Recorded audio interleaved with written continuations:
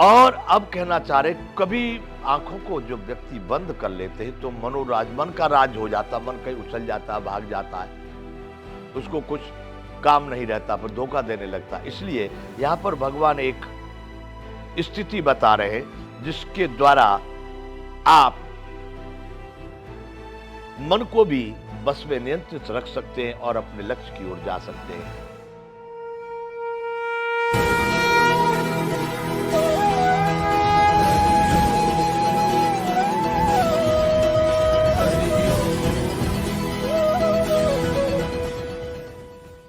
जय विश्व बंधु। संपूर्ण गीता ज्ञान। तो बंधुओं, इस तरह भगवान कह रहे हैं कि अपने आसन को इस तरह से, ये प्रक्रिया बताई है। शुद्ध भूमि में जिसके ऊपर कोई भी प्रकार का आसन, चाहे वो कुश का हो, चाहे रेशम का हो, चाहे मृगशाला का हो, चाहे ऊन का, सूत का कोई हो, न बहुत ऊंचा न बहुत नीचा, ऐसे अपने आसन को स्थिर करके उसका स्थापन करे, यानी उसको जमावे, उसको बिछावे। तत्रैकाग्रम मनः कृत्वा यत चित्तेन्द्रिय क्रिया उपविश्यासने युञ्ज्याद् योगमात्म विशुद्धये। उस आसन पर बैठकर चित्त और इंद्रियों की क्रियाओं को बस में रखते हुए मन को एकाग्र करके अंतःकरण की शुद्धि के लिए योग का अभ्यास करें। ये साधारण सामान्य लोग कैसे वहां तक पहुंच सकते हैं? उनके लिए भगवान कह रहे हैं कि अब उस आसन पर विराजमान हो जाए, स्वयं खुद भी अपने उस पर आसन लगा करके बैठ जाए, चित्त और इंद्रियों की क्रियाओं को बस में रखते हुए। यह बात बार बार आती है। चित्त जो चिंतन करता है, मन का एक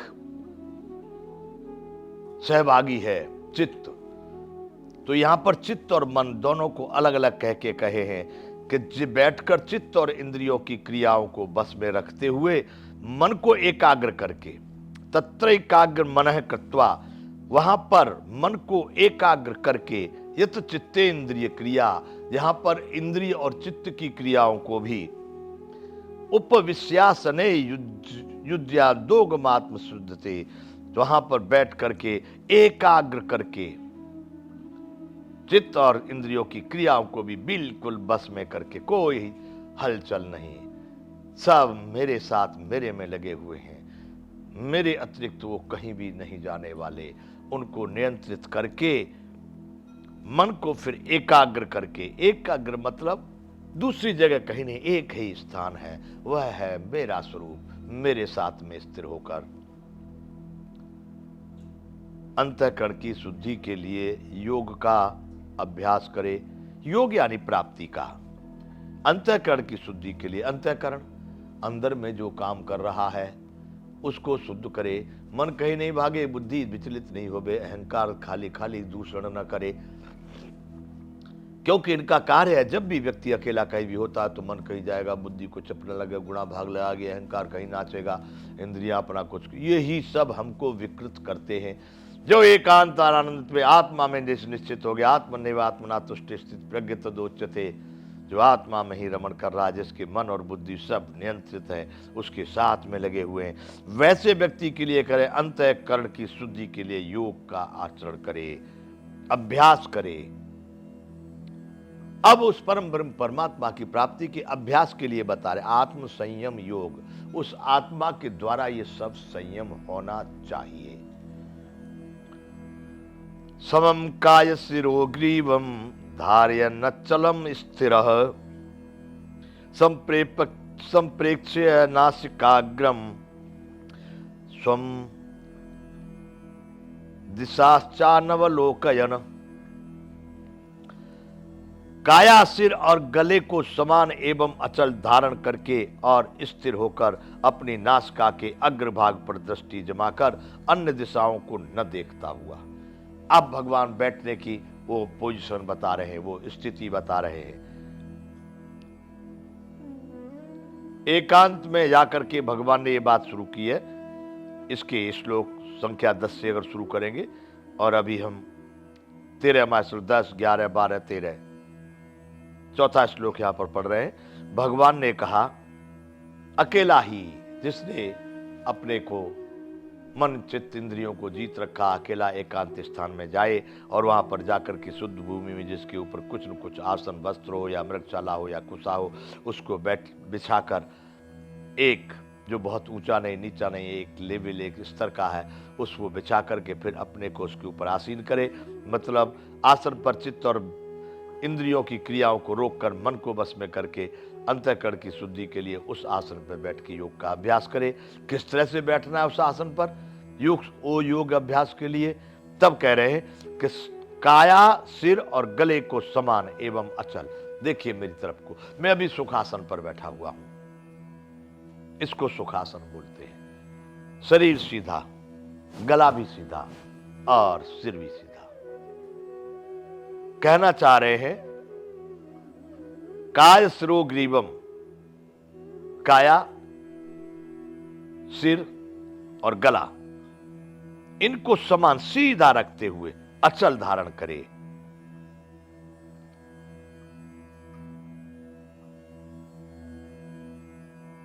अब हिले नहीं, मन की भी गति इधर उधर को नहीं जाए। और अब कहना चाह रहे, कभी आंखों को जो व्यक्ति बंद कर लेते हैं तो मनोराज, मन का राज हो जाता, मन कहीं उछल जाता है, भाग जाता है, उसको कुछ काम नहीं रहता, फिर धोखा देने लगता। इसलिए यहां पर भगवान एक स्थिति बता रहे हैं जिसके द्वारा आप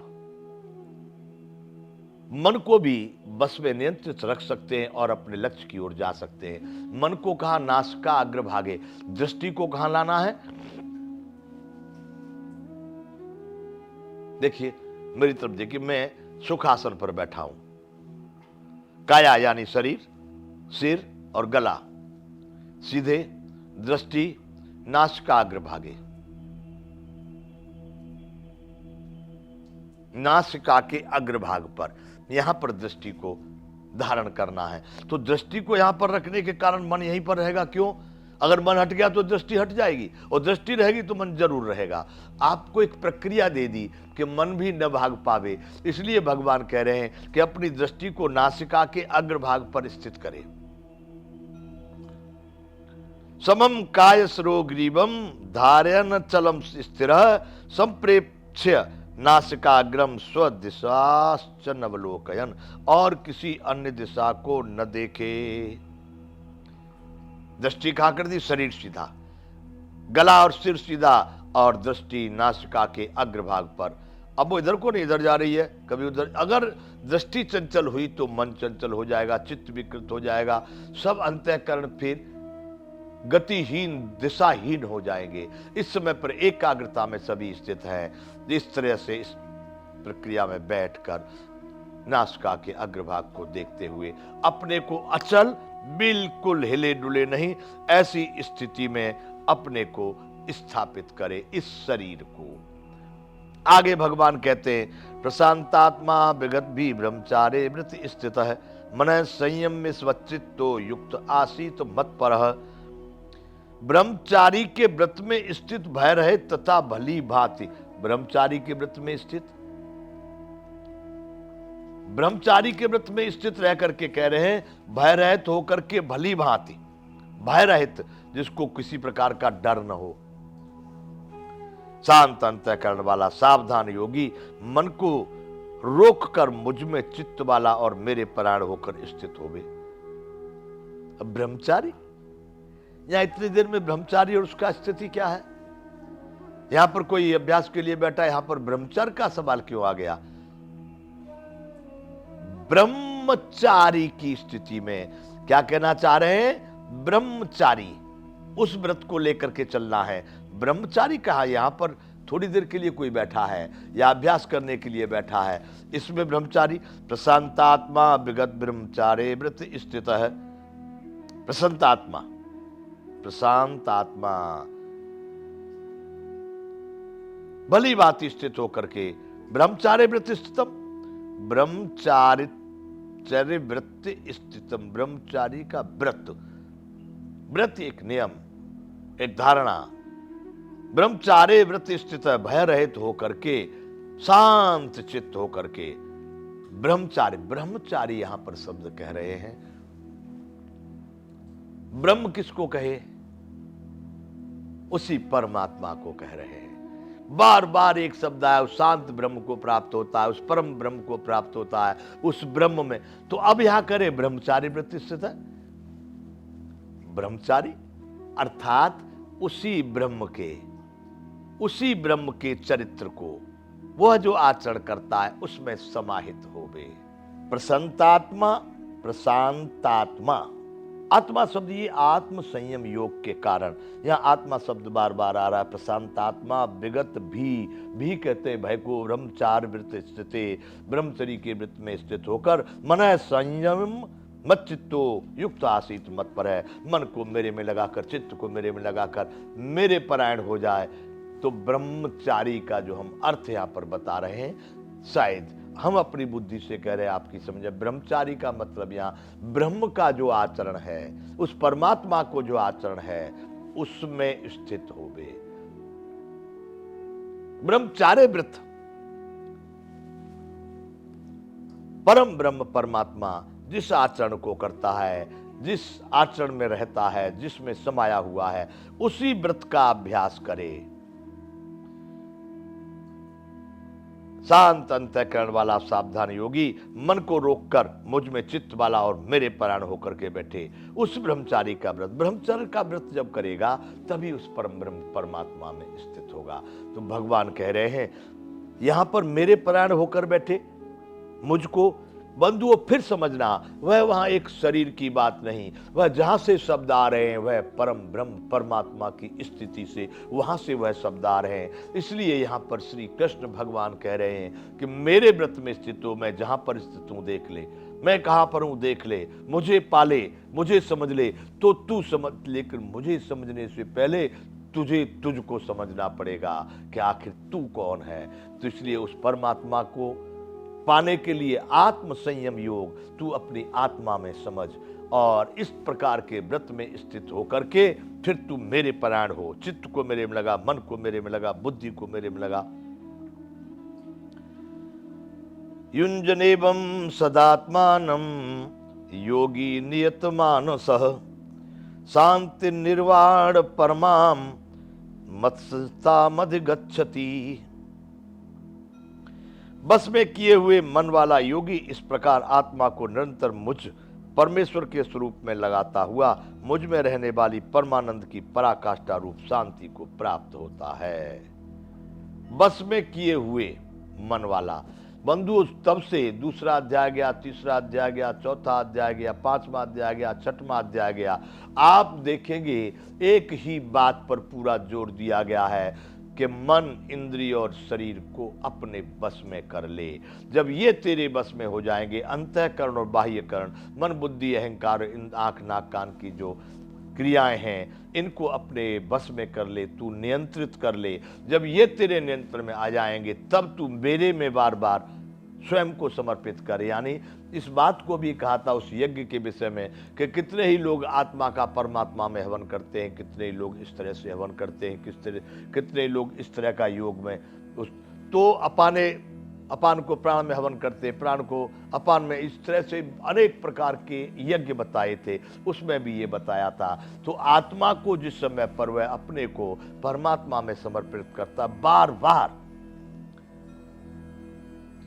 बस में किए हुए मन वाला योगी इस प्रकार आत्मा को निरंतर मुझ परमेश्वर स्वरूप में लगाता है, मुझ परमेश्वर के स्वरूप में लगाता है।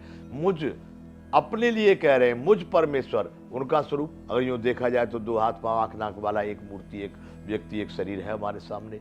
लेकिन वहां पर वो शरीरों से अलग हट गए। पहले ही कह दिए मन, इंद्रिय और शरीर से, इनसे आगे हट कर करे मुझ पर में। अब वह कहाँ है? वह परमेश्वर, वो स्थिति कहाँ है? कहाँ से वह शब्द आ रहे हैं? कहाँ से वह बोला जा रहा है? वह देखिए, वह स्थान परमात्मा का है। वहां परम आनंद का स्थान है, वही परम पद है, वही परमात्मा की स्थिति है बंधुओं। इसलिए यहां पर भगवान कहना चाह रहे हैं कि मुझ परमात्मा में, मुझ परमेश्वर के स्वरूप में लगाता हुआ मुझ में रहने वाली परमानंद परम आनंद की पराकाष्ठा रूप शांति को प्राप्त होता है। परम आनंद की पराकाष्ठा रूप बंधुओं आत्मा को, आप जिसको संज्ञा ये आत्मा को दी गई है, जो भी कुछ सुरेश महेश गणेश दिनेश जो नाम दिए गए उसी को दिए गए हैं, और उसको जब उस परम आनंद स्वरूप परमात्मा में, अर्थात इस संसार के नश्वर पदार्थों की, नश्वर संबंधों की नश्वरता को छोड़कर नित्य शाश्वत सनातन में स्थित हो जाना, शरीर से होने वाले कर्तव्य कर्म क्रियाओं को कभी रोकना नहीं, उनके फल की इच्छा कभी करना नहीं, चलने दो भवसागर में जीवन की ये नैया हमारी, देखो मुरारी चली जा रही है। भवसागर में तुम्हारे ही हाथ में है, आपके द्वारा ही चल रही है। हम नहीं समझते हैं माधव इसको, ये खोटी खरी या भली जा रही है, पर देखो मुरारी चली जा रही है। सब कुछ जब उसमें समर्पित कर दिया, मन इंद्रिय और शरीर का भी कोई स्थान नहीं रहा, और मैं और मेरा तू और तेरा नहीं रहा। अब बचा क्या? जिसको लोग सस्यभानु कहते हैं, वह सस्यभानु ही उस परम पद परमात्मा परमानंद की तरफ को समर्पित हो गया। अब रह क्या गया? तो बंधुओं, वैसी स्थिति को प्राप्त होकर के परमानंद की पराकाष्ठा रूप परम शांति को प्राप्त होता है। अभिप्राय कि पुनरपि जननम पुनरपि मरणम पुनरपि जननी जठरे शयनम, इससे मुक्त होकर के वह व्यक्ति अपने परम धाम को, परम अर्थ को पा लेता है। नात्यस्तस्तु योगस्ति न चैकांत मनस्तस मनस्नतः न चाते स्वप्नशीलस्य जागृतो नैव चार्जुन। हे अर्जुन, देखिए ये बात बता दी है भगवान यहाँ पर, क्या योग न तो ज्यादा खाने वालों का, न कम खाने वालों का, न ज्यादा सोने वालों का, न कम सोने वालों का, इसका भी प्रक्रिया बताए हैं। वहां बता दिए कि इस तरह से मेरे में मन चित्त बुद्धि का सबको समर्पित करके अपने आसन पर बैठ करके मेरा चिंतन करते हुए वह बस में किए हुए अंतःकरण वाला व्यक्ति, मन को बस में करने वाला व्यक्ति आत्मा को मुझ परमेश्वर के रूप में लगातार लगातार लगातार लगाए, वह उस परमानंद पराकाष्ठा रूप शांति को प्राप्त होता है। परंतु यह योग किसका सिद्ध होता है? इसको कौन पा सकता है, यह भी बताए। देखिए कितना सरल कर दिया। क्या आप इसमें थोड़ा समय देंगे? क्या आप इसमें थोड़ा मन बुद्धि को नियंत्रित करके इस पर आचरण करेंगे, इसका अनुकरण करेंगे? करके देखेंगे तो मेरे भारतीय बंधुओं, ये आप भारतीय होंगे तो ये भारत जरूर भारत है, इसमें संदेह नहीं है। भगवान यहां कह रहे हैं, अर्जुन यह योग न तो बहुत खाने वाले का, न बिल्कुल न खाने वाले का। कुछ लोगों ने बिल्कुल ही खाना छोड़ दिया,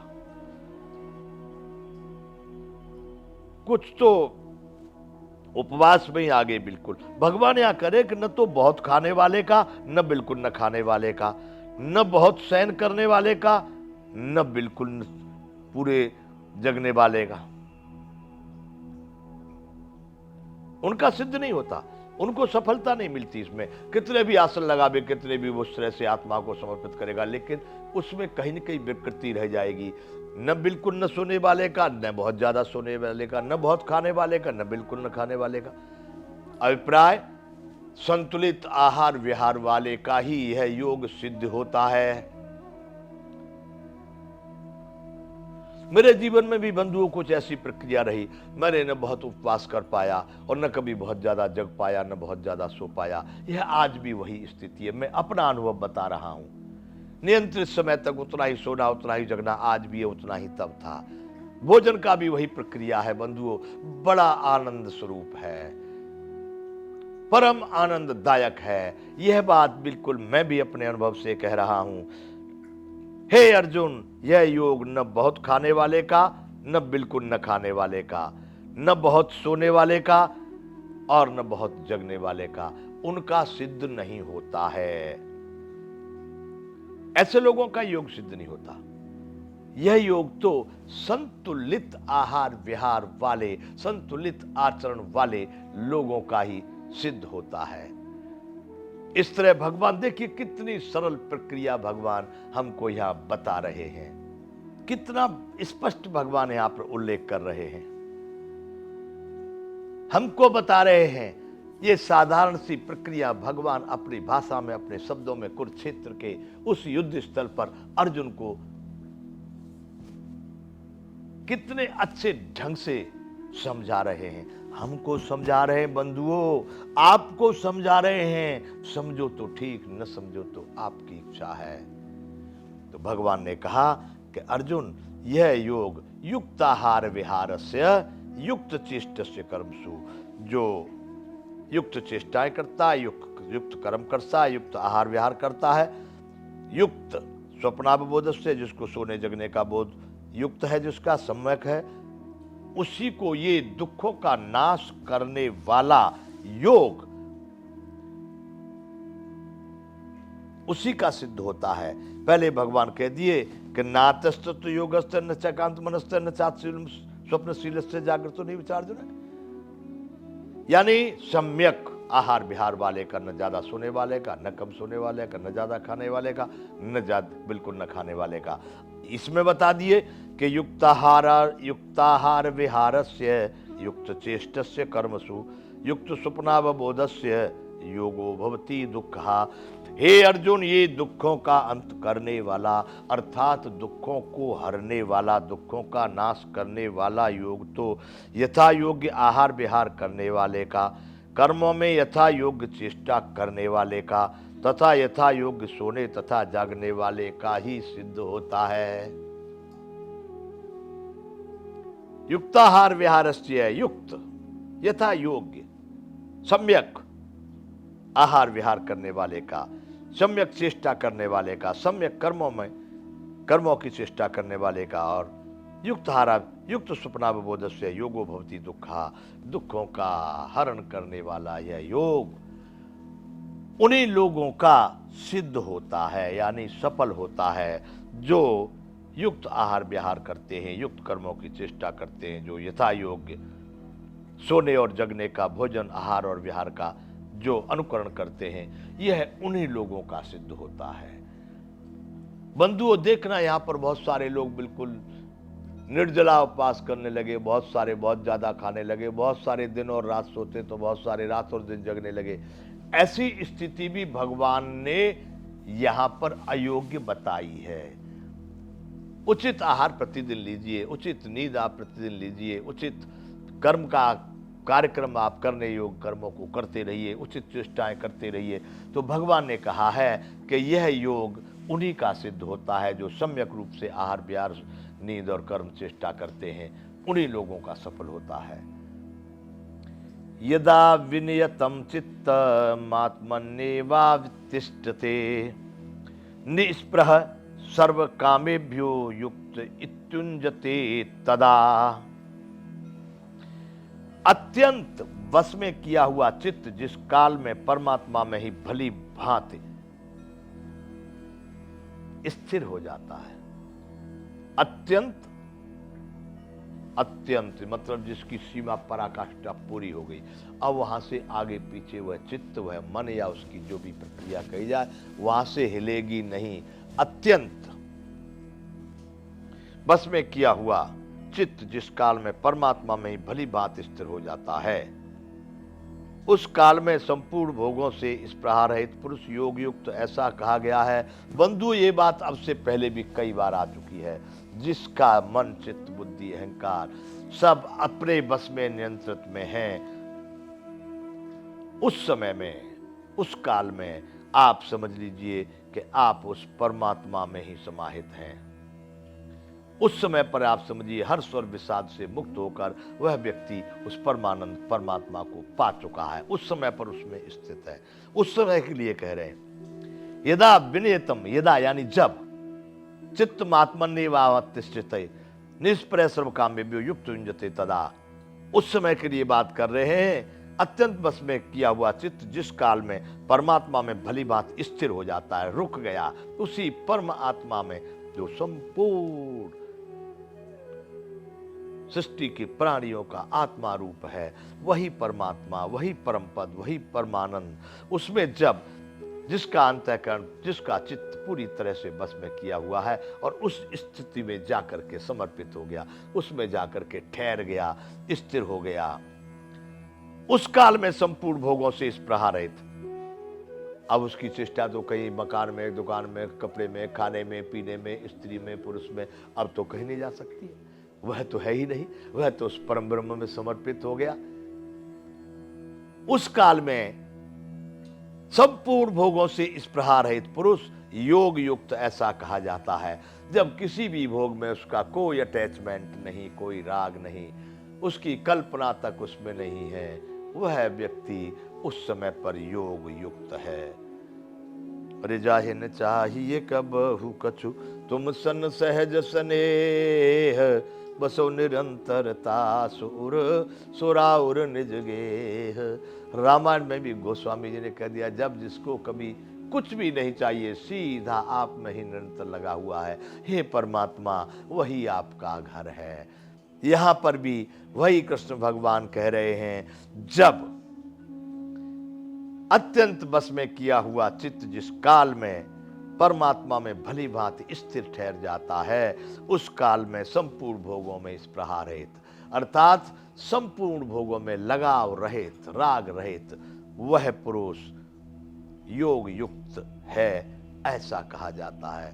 बंधुओं, भगवान किस ढंग से, किस तरह से अर्जुन को समझा रहे हैं, आप समझिए। हमारा आपका तो कहां, कौन सा स्थान होगा हमारा आपका, लेकिन कम मत समझो, आप भी वही पुरुष हैं। दो आंख, दो कान, हाथ, नाक, मुंह, सब कुछ आपके पास, शारीरिक संरचना तो वैसी ही है। अब अंतर में तो रहने वाला वो तो सब में समान सम्यक रूप से समाया हुआ है। वही परम ब्रह्म परमात्मा स्वयं कह रहा है कि जो सबका आत्मा है वही तेरा भी आत्मा है। तो क्यों नहीं, जो अर्जुन का आत्मा था, जो युधिष्ठिर का आत्मा था, या भीष्म का आत्मा था, या भीम का आत्मा था, या अन्य जितने भी महापुरुष हो गए उनका जो आत्मा था, तो क्यों नहीं ये समझा जाए कि हमारा भी आत्मा वही है, हमारा भी आत्मा वही है। आप क्यों नहीं समझेंगे, समझ सकते हैं। लेकिन यह अभिप्राय है कि देखिए, अर्जुन जैसा श्रोता और कृष्ण जैसा वक्ता उस परमानंद परमात्मा की प्राप्ति के लिए ये उपाय बता रहा है।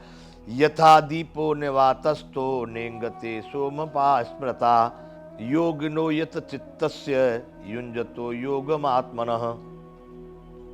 जिस प्रकार वायु रहित स्थान में स्थित दीपक चलायमान नहीं होता, जहां हवा नहीं है, और दीपक को कभी देखना, इससे भी एक त्राटक स्थिति, एक त्राटक योग बताया गया है।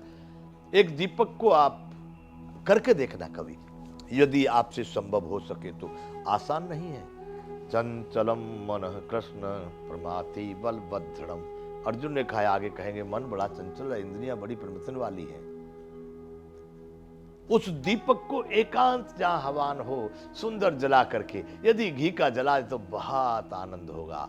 उस घी के दीपक को जला करके जहां वायु न हो, ऐसे स्थान पर रखना, और उसकी लौ जिस तरह से होती है, आप अपने इष्ट देव का, गुरु मंत्र का, या जो भी कुछ हो, एकाग्रता से उस लौ का चिंतन करते हुए 15 मिनट भी कर लेना। अगर ये क्रिया आपने नित्य सिद्ध कर ली, बंधुओं, बहुत बड़ा परिवर्तन आपके जीवन में आएगा। बहुत बड़ा आनंद और शांति आपके जीवन में सुलभ हो जाएगी। इतनी क्रिया कभी आप करके देखना। मैं यहां पर आप लोगों के समक्ष बोल रहा हूं इस बात को। ये बात इसलिए आ गई, भगवान कह रहे हैं कि यथा दीपो निवातस्थो नेंगते सोपमा स्मृता, योगिनो यत चित्तस्य युंजतो योगमात्मनः। हे अर्जुन, जिस तरह से वायु रहित स्थान पर दीपक चलायमान नहीं होता, उसी तरह से जब वैसा ही उपमा परमात्मा के ध्यान में लगे हुए योगी को जीते हुए चित्त की कही गई है। भगवान यहाँ क्या कहना चाहते हैं कि जिस तरह से वो दीपक की लौ हिलती नहीं है, उसी तरह से जो परमात्मा में जिसने चित्त मन बुद्धि लगा दी है, वो विचलित नहीं होता है। यहां से आगे वार्ता फिर करेंगे, यहां पर विराम करते हैं। जय विश्व बंधु।